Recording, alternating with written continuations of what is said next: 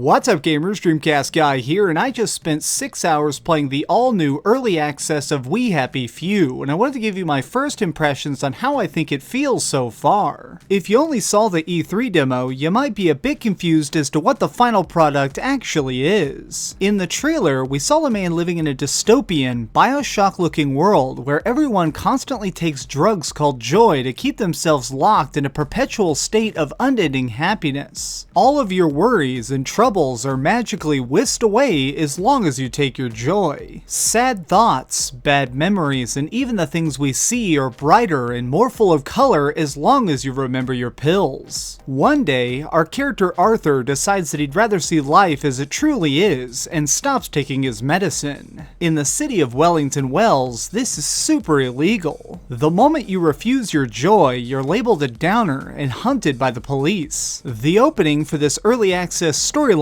is fantastic, but what happens next was quite a bit different than anything I expected. While the core plot is blended nicely into the adventure, strangely enough, the gameplay itself is more of a survival-focused crafting experience. After we leave work, we wake up in the slums, a dark part of town where all the people who don't take joy are forced to live. The residents here are bleak, angry, or outright insane. By wandering the streets, you start to uncover quests, which when completed give you access to the main city again. The key feature that this game seems to revolve around is randomization. Each area and event will be randomly built as you're doing it. Occasionally, this can be awesome because you'll find yourself in situations you know nobody else has had to deal with, but most of the time, this whole mechanic felt rather poorly done. Say you're locked in a basement and you need to craft a lockpick to escape. By searching your surroundings, you can find the metal needed to cobble together a means of breaking free. However, if the game accidentally spawns the wrong items, then you can be completely stuck and have to restart. At one point, I had to grab some honey from a bee's nest in order to bribe a gatekeeper. A sign next to the tree suggested that I build a bee suit to keep myself from being stung to death. When looking around through nearby houses though, there simply wasn't enough cloth to sew together my outfit. Instead, I had to run in, shovel the honey into a jar, and run out before being killed. Situations like this are more common than I would have liked. To make things even harder, you also need to gather materials to make weapons and bandages just to keep yourself alive. Exploring the city can be very mysterious and interesting, but if people begin to suspect that you're a downer, the guards will come for you, and combat can be devastating. For the most part, everything is based around close quarters fighting. Stabbing nutcases with a pointed stick or beating foes back with a billy club controls well, but I often found myself just trying to run away. This is because any activity you do slowly saps your body of strength. In the top left of the screen, you have several meters that display your thirst, hunger, need for sleep, and health. Letting any of these drain to zero can kill you, and death is permanent. Yes, you heard me right. This brutally hard crafting game also has Perma Death.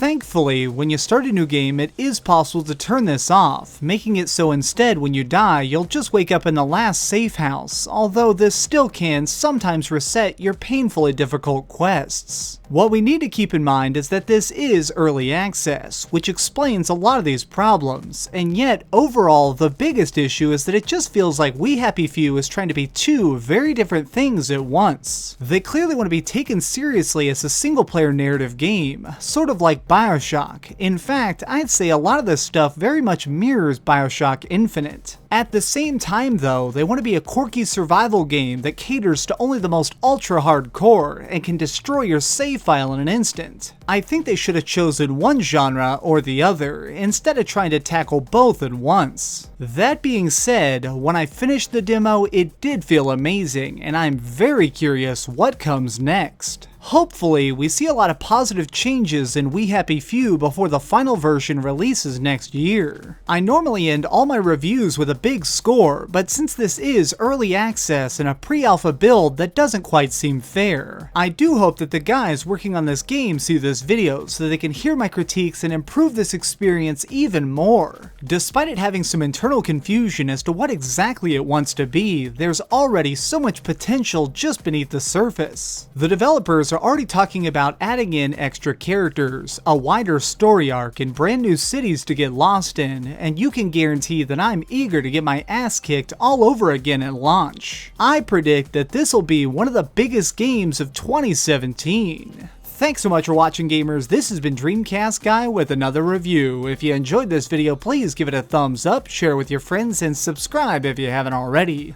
But do me the biggest favor of all and keep dreaming.